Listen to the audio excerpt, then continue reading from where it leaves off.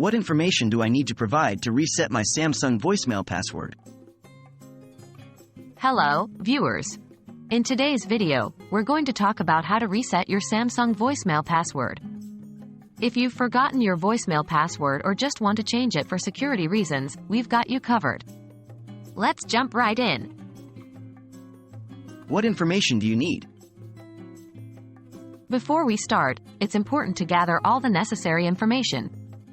In order to reset your Samsung voicemail password, you'll need 1. Your phone number. This is your unique identifier in the network. 2.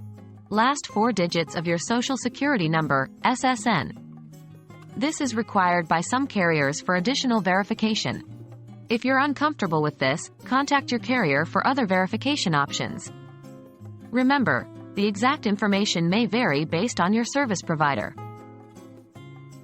Contacting your service provider. After you've gathered your information, it's time to contact your service provider. This can be done via their customer service line, online chat, or visiting a local store. Let them know that you want to reset your Samsung voicemail password. They will ask you for your phone number and potentially other identification details like your SSN's last 4 digits. Please note, for security reasons, they won't give you the old password, but they will assist you in creating a new one. Setting your new password. Once your identity is verified, you'll be able to set your new voicemail password.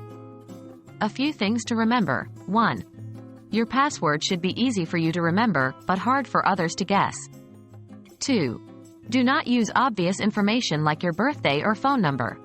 3. Your new password might need to meet certain criteria, such as a minimum number of digits. After setting your new password, make sure to write it down somewhere safe or use a password manager to keep track of it. And that's it. You've now learned how to reset your Samsung voicemail password. Remember, security is important, so try to update your password regularly and always keep it safe. Your voicemail contains personal information and you want to make sure it stays private. Thanks for watching. We hope you found this video helpful.